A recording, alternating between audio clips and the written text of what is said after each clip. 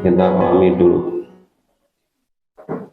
Wallahu ja'ala lakum min buyutikum sakana.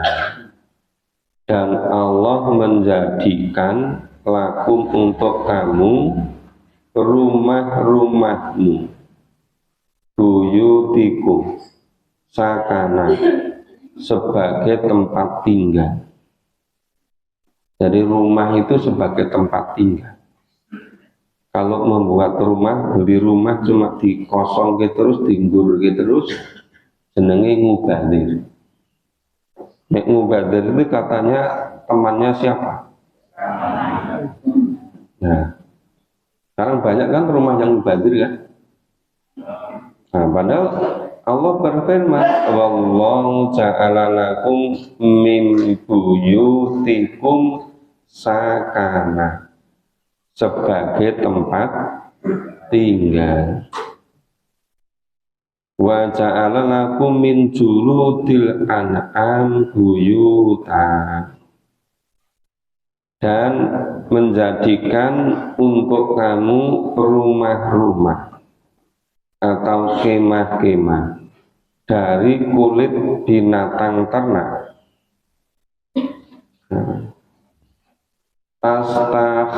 Tastakhifunaha yaumal lu'nikum wa yauma iqamatikum. Nah, sehingga rumah atau kemah-kemah yang terbuat dari kulit binatang ternak itu, kamu merasa ringan membawanya di waktu kamu berjalan dan di waktu kamu bermukim. Nah, jadi kalau pergi-pergi rumahnya mudah dibawa, ringan, tidak memberatkan, karena rumahnya atau kemah-kemahnya terbuat dari kulit binatang ternak. Kalau binatang ternak itu kan kuat, kalau kena musim dingin masih tetap, kena musim panas juga, kan? Jadi tidak mudah rusak kena sinar matahari, tidak mudah rusak juga kena angin dingin, musim dingin. Nah, kulit binatang ternak ternyata kuat sekali. Kemudian mudah dibawa kemana-mana waktu melakukan perjalanan. Nah, waktu kamu bermukim, dan dijadikannya dari bulu domba, ya, dari bulu domba, bulu onta, bulu kambing.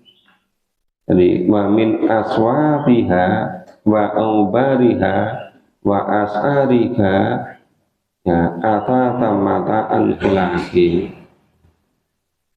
Jadi dibuatnya itu, ya, sebetulnya sekarang kalau praktis bisa juga dibuat seperti pakaian yang tebal kan, ya, itu bisa dari bulu domba, bisa dari bulu unta, bisa dari bulu kambing, ya, juga alat-alat rumah tangga, bahkan juga untuk perhiasan.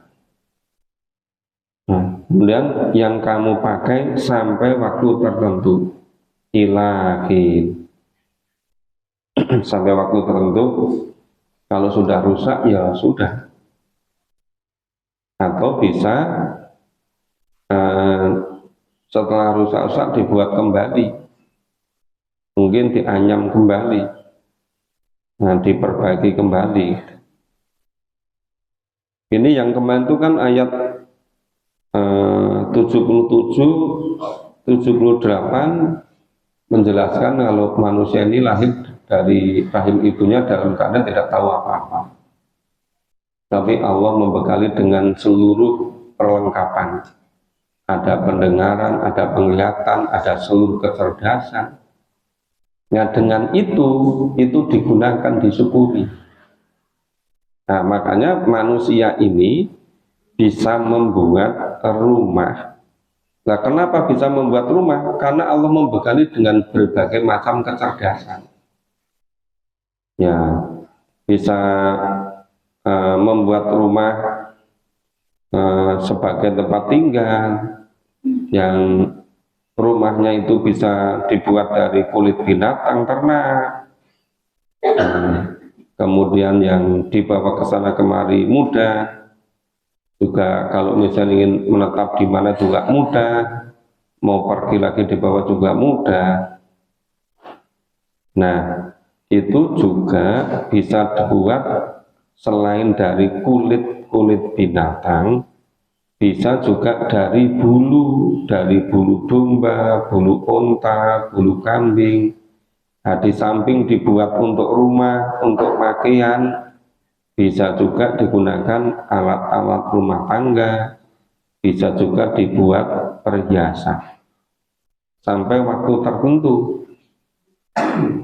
Nah, itu masing-masing era memiliki peradaban, memiliki budaya yang satu dengan yang lain berbeda-beda. Misalnya sama-sama bahan pokoknya, tapi dengan kecerdasannya, dengan kreativitasnya, itu bisa dibuat macam-macam. Misalnya dari satu jenis kulit ya, binatang ternak, ya, dari kulit hewan, ya, itu bisa dibuat macam-macam. Itu karena kecerdasan manusia, karena kreativitas manusia. Dari bulu juga begitu, karena manusia memang dibekali oleh Allah berbagai macam kecerdasan. Wallahu ja'ala lakum mimma khalaqa dhilala. Dan Allah menjadikan bagimu tempat bernaung dari apa yang kamu telah Allah ciptakan, dan Dia jadikan bagimu tempat-tempat tinggal di gunung-gunung. Wa ja'ala lakum minal jibal. Nah, jadi Allah menjadikan tempat tinggal untuk manusia itu tempat untuk bernaung, ya. Dan Allah menjadikan juga tempat tinggal manusia itu di gunung-gunung. Nah, manusia banyak juga yang memilih tempat tinggal di gunung-gunung. Itu pemandangannya indah. Kemudian berbagai macam tumbuhan tanaman, udaranya segar. Kalau ke sana naik turun menjadi sehat. Bedakan tenaga yang diperlukan kalau naik dengan jalan datar. Kalau jalan naik cepat keluar keringatnya kan. Jalan kaki juga gitu, ngayun sepeda juga begitu. Nah, makanya kalau misalnya dari daerah sini itu kalau mau segera dapat keringat, kalau jalan atau naik sepeda itu ke utara. Naik kan? Nah, kalau sudah sampai atas sana capek, baru turunin glondur. Tapi sebaliknya, kalau ke selatan, berangkatnya enak, pulangnya gantian. Benar.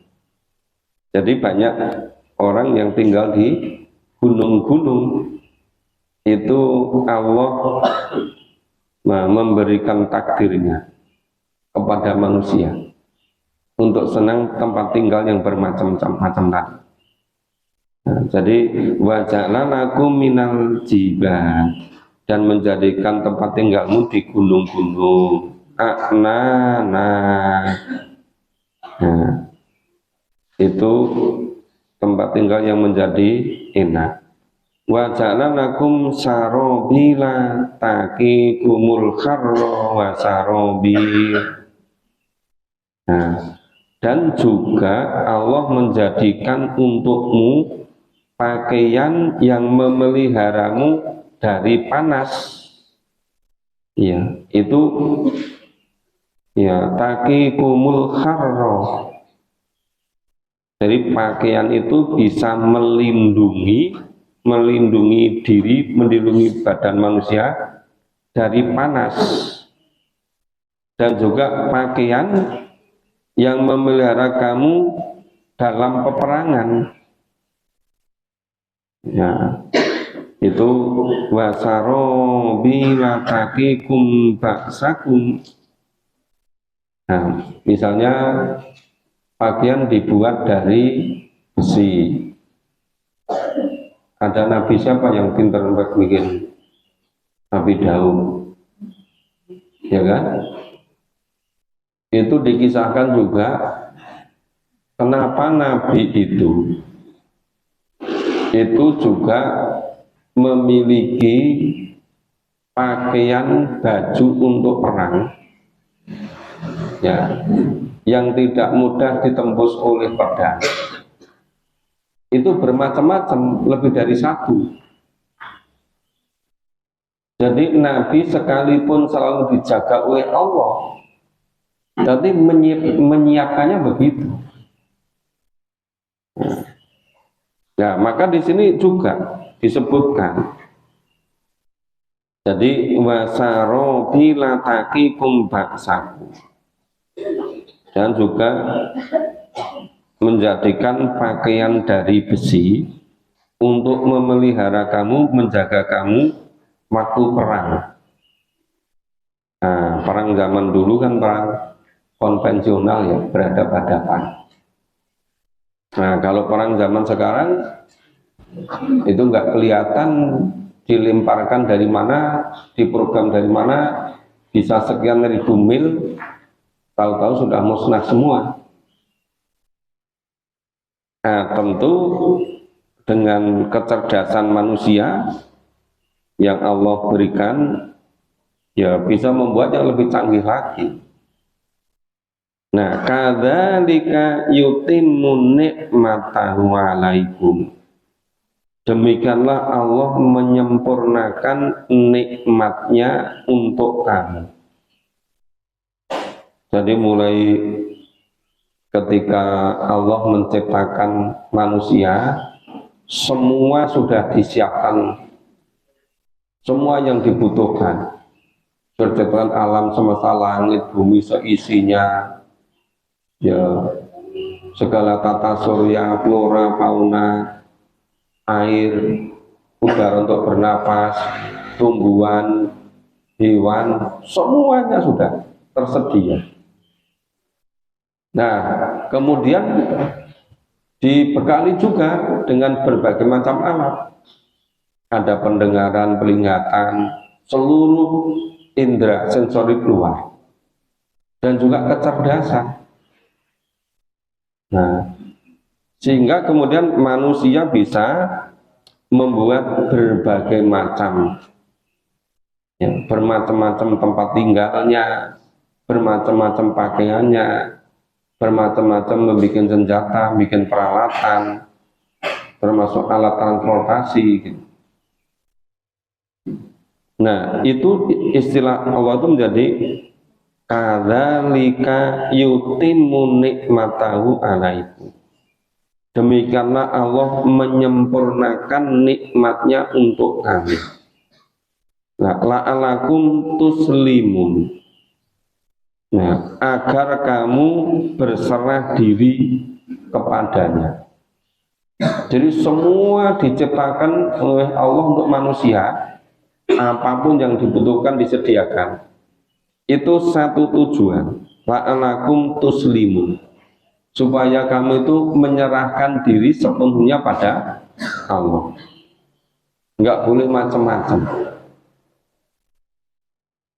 Itu kalau di dunia saja manusia itu kalau dicukupi, kemudian jadi manut kan? Ya, fitrahnya begitu. Misalnya ada orang yang ada kekurangan dicukupi oleh pihak yang lain. Setelah dicukupi, dia jadi manut. Ya, memiliki apa? Memiliki takdir seperti itu. Itu berbagai macam jenis hewan, binatang juga begitu. Itu misalnya melihara hewan ternak apa, itu kalau makan, minum, tempat apa dicukupi penuhi semua, itu jadi senang juga manut. Ya, sebagai alat transportasi, sebagai untuk membawa barang-barang itu ngikut. Nah, apalagi manusia yang diciptakan dengan berbagai macam kecerdasan. Semua kebutuhannya sudah dipenuhi oleh Allah. Itu la'alakum tuslimun, supaya menyerahkan diri kepada Allah. Nah, fa in tawallau fa innama alaikal balagul mubin. Jadi meskipun semuanya kebutuhan sudah dipenuhi, nah, tapi seandainya fa in tawallau, nah, jika mereka manusia itu tadi berpaling, fa innama, maka sesungguhnya ngalaika kewajibanmu balagul mubin, yaitu menyampaikan dengan terang, dengan jelas. Jadi walaupun manusia itu seluruh kebutuhannya sudah disediakan oleh Allah, tapi jika manusia itu berpaling, tidak mau menyerahkan diri sepenuhnya pada Allah, ya tugas para nabi, para rasul itu menyampaikan, tapi harus dengan mubin, harus dengan jelas, dengan terang. Nah, kalau kita sebagai pengikutnya, sebagai penerusnya, seharusnya memang bisa mencontoh. Mencontoh apa? Mencontoh fa innama alaikal balagul mubin. Jadi yang pertama tadi mencontoh untuk menyerahkan diri sepenuhnya pada Allah. Yang kedua memberi contoh atau mengikuti contoh Nabi. Ya, kewajibannya menyampaikan secara jelas, secara terang. Jadi seringkali kita tidak begitu apa ya, mungkin untuk menyampaikan, ngajak-ngajak pada kebaikan itu masih kalah masif dengan yang mempromosikan untuk kerusakan, untuk kejahatan. Itu lebih masif, lebih terus-menerus. Yang ngajak-ngajak kepada kebaikan itu seringkali kalah teka. Frekuensinya kurang, kualitasnya kurang, intensitasnya kurang. Seringkali nyampaikan itu hanya kepada kelompok-kelompok WA-nya, sehingga hanya terbatas itu. Misalnya kalau di masjid saja itu, ingat saja zaman mahasiswa dulu, di masjid-masjid itu diumumkan kegiatannya ini, yang ngisi ini kegiatan begini diumumkan berkali-kali. Bahkan beberapa hari sebelumnya itu ya. Nah, seringkali di masjid-masjid kita itu nggak diinformasikan. Paling informasi kadang cuma ini, dapat uangnya berapa, gunakan berapa, sisa berapa. Keuangan kan? Ya. Tapi tidak begitu bisa istiqomah, misalnya kegiatan di masjid ini apa saja, hari apa saja, jam berapa saja. Padahal itu kalau misalnya ada yang tertulis, ada yang diinformasikan, itu kalau ada orang yang belum biasa ikut, kemudian mendengarkan itu atau membaca itu, dapat informasi, bisa jadi tergugah hatinya. Semula nggak tahu, begitu datang ke masjid, misalnya sholat Jumat, ada informasikan. Jadi ngerti, oh ternyata ada. Nah, itu sebetulnya kewajiban ya, karena ngalaikal balagul mubin. Kewajibanmu, ya kewajiban loh, itu menyampaikan secara terang, secara jelas. Maka sebetulnya kalau kita tidak menyampaikan secara sungguh-sungguh, secara terang, secara jelas, itu juga belum bisa memenuhi sepenuhnya kewajiban itu. Biasanya itu hanya berapa kali, kalau itu sudah nggak diinformasikan lagi. Tidak kalau misalnya mesin diprogram setiap berapa lama mengumumkan sendiri otomatis, tapi seringkali orang itu kalah sama alat yang sudah diprogram. Kadang-kadang nggak diinformasikan, sehingga orang yang misalnya ada orang perjalanan atau ke masjidnya kalau hanya sholat Jumat saja atau pas acara apa itu, ya belum tentu bisa dapat informasi. Nah, itu sekedar apa? Sekedar contoh bagaimana melaksanakan kewajiban. Ya, fa innama alaikal balagul mubin. Maka sesungguhnya kewajibanmu menyampaikan, mendakwahkan secara jelas, secara terang. Ya memang harus diulang-ulang dan harus menggunakan berbagai media. Bapak Ibu kalau melihat acara di TV itu seringkali kan yang jualan itu apa namanya? Iklan. Sering sekali kan? Apalagi jam-jam yang pas banyak orang melihat atau acara ini bagus, itu iklannya kerap sekali. Kemudian kenapa kerap sekali? Lu itu yang bayari itu yang iklan itu, Pak. Yang bayari yang. Nah sekarang yang bayari, yang menyampaikan dakwah ini siapa? Nah, ya sebenarnya Pak Allah kapan diatur isi suwe itu. Nggak gitu tertarik itu. Padahal itu bayarannya berlipat-lipat, nggak ada batasnya kan? Cuma karena masih di akhirat itu merasa masih lama gitu.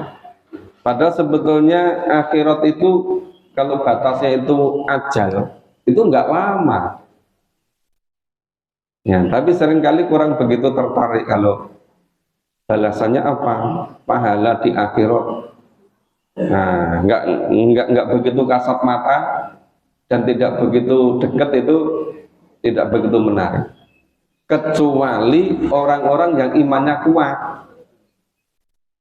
yang bisa mencontoh Nabi, Rasul, para pembaharu. Ya, itu para sabiqun, mubtadi.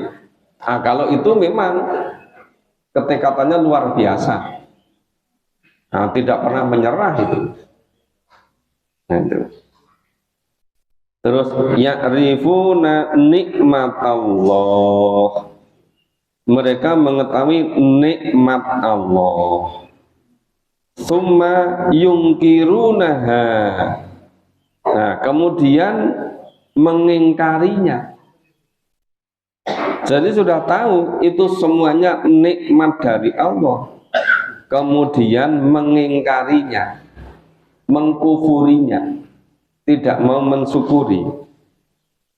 Wa aktsaruhumul kafirun. Dan kebanyakan dari mereka adalah orang-orang kafir. Ya, walaupun semuanya sudah diciptakan oleh Allah, semuanya sudah disediakan oleh Allah supaya untuk menyerahkan diri sepenuhnya pada Allah, dan Allah menyempurnakan nikmatnya, Ya, manusia seringkali sudah mengetahui nikmat itu, nah, tapi banyak yang mengingkari, banyak yang mengkufuri.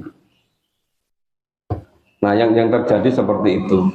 Kalau betul-betul menyadari memahami Quran, oh Quran kok menyebut-nyebut selalu kebanyakan mengingkari, kebanyakan mengkufuri. Nah, berarti ini penting sekali nih, karena diulang-ulang terus. Nah, kan diulang-ulang terus, mari kemudian terus berusaha, ya, berusaha supaya tidak termasuk orang yang aksaruhu, supaya tidak termasuk kebanyakan dari mereka, kebanyakan orang tidak bersyukur, kebanyakan orang berkufur, kebanyakan orang mengingkari. Nah, kan tumayungkirunaha, kemudian mengingkari nikmat itu. Terus wa aktsaruhumul kafirun, dan kebanyakan dari mereka kufur, kafir. Nah, diulang-ulang terus seperti itu, mestinya terus sadar. Kalau kita nggak betul-betul, nggak sungguh-sungguh, kita akan termasuk aktsaruhum. Ya, kebanyakan, sebagian besar orang. Nah, padahal kebanyakan sebagian besar orang tadi itu bisa yungkirun, kemudian kafirun. Nah, karena diulang-ulang terus, sering sekali, maka menjadi perhatian tersendiri. Harus betul-betul cermat, hati-hati. Jangan sampai terlena. Jangan termasuk orang-orang yang yungkirun. Jangan termasuk orang-orang yang kafirun. Dan itu aktsaruhu, kebanyakan dari mereka manusia. Jadi Allah menyediakan seluruh untuk manusia itu supaya menyerahkan diri semuanya pada Allah. Kemudian kewajiban untuk menyampaikan, tentu dengan mencontoh kesungguh-sungguhan para nabi, para rasul.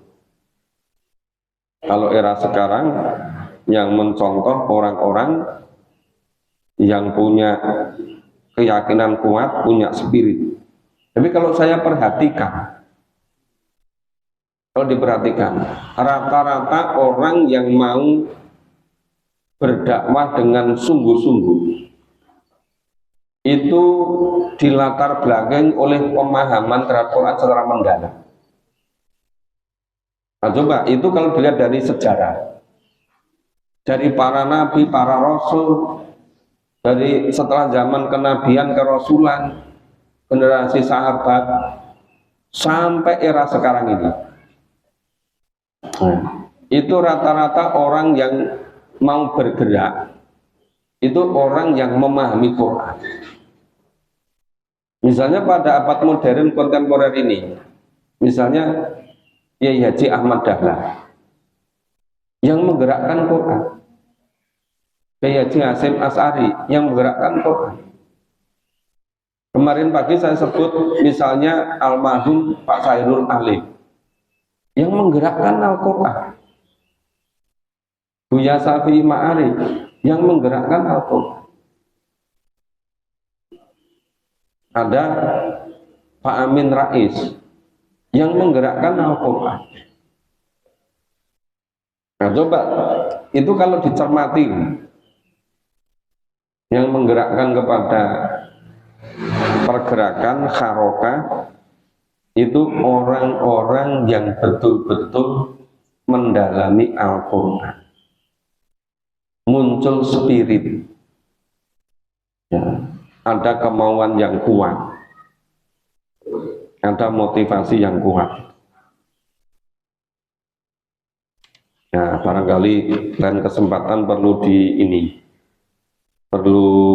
disinggung lagi, mungkin dijelaskan agak mendalam sedikit supaya kita bisa ini kemudian kita diingatkan. Wa yauma nab'atu min kulli ummatin syahida, dan ingatlah akan hari ketika kami Allah membangkitkan dari tiap-tiap umat seorang saksi. Saksinya siapa? Rasulnya. Jadi nanti dibangkitkan setelah yaumil ba'ats, dikumpulkan di mahsyar. Itu masing-masing tiap-tiap umat itu ada saksi. Saksinya Rasulnya. Terus kalau orang-orang yang tidak mengikuti jalan Rasul nanti gimana? Ya repot sendiri. Kenapa tidak mengikuti jalan Rasul? Nggak mengikuti jalan Nabi. Tsumma la yu'dzanu lilladzina kafaru. Kemudian tidak diizinkan orang-orang kafir untuk membela diri. Ya sudah tidak ada waktu lagi, nggak ada kesempatan lagi. Tidak bisa beralasan, tidak bisa berkilah itu, tidak bisa membela diri. Kenapa dulu kok nggak ikut jalan Rasul, jalan Allah? Kenapa nggak memahami jalannya, caranya? Nggak bisa, alasan macam-macam. Ya paling hanya ngakui, ya memang dulu memang diajak juga, banyak juga kegiatan, memang tidak mau.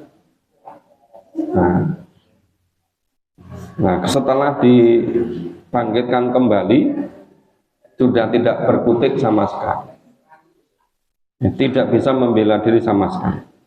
Walahum yusta'tabun, dan tidak pula mereka dibolehkan meminta maaf.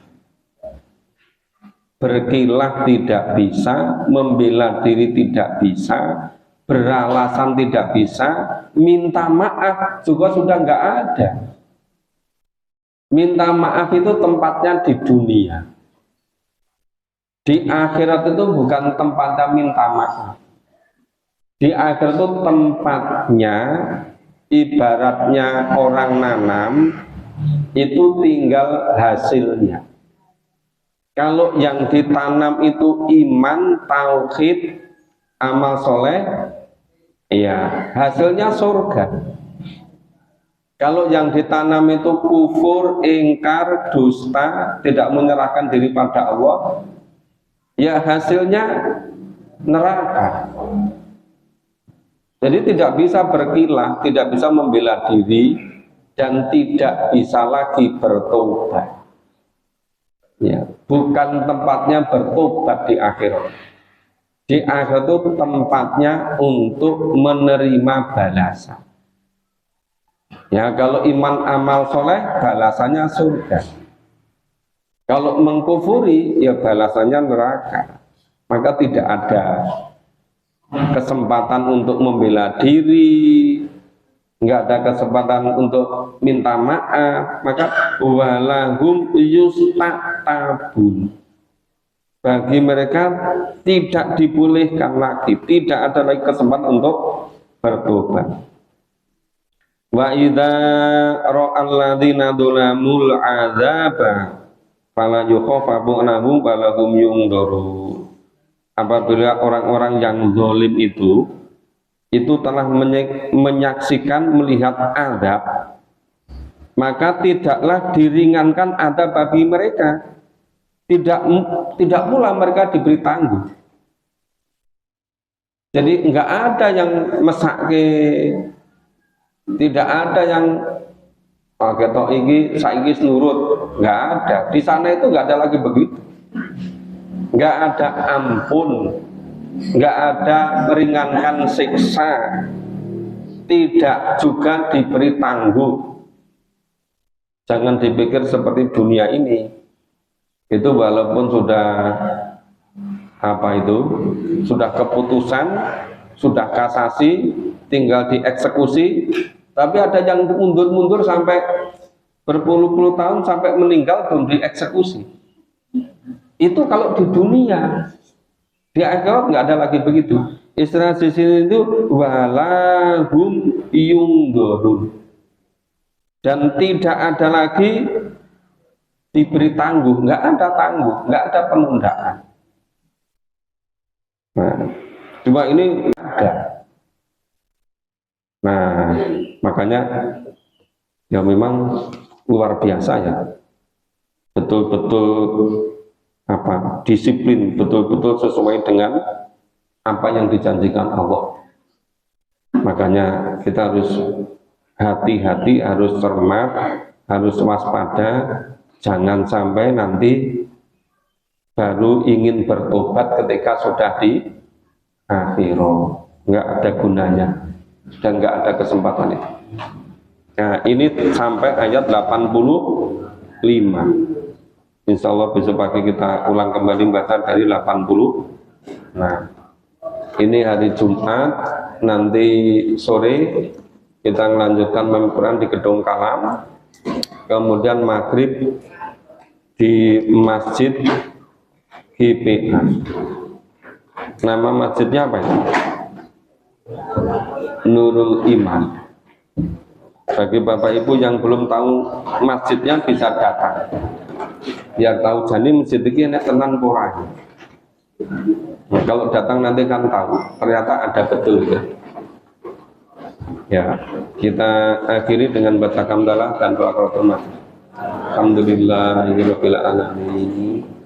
Subhanallah wa bihamdika asyhadu an la ilaha illa anta astaghfiruka wa atubu ilaik. Assalamualaikum warahmatullahi wabarakatuh.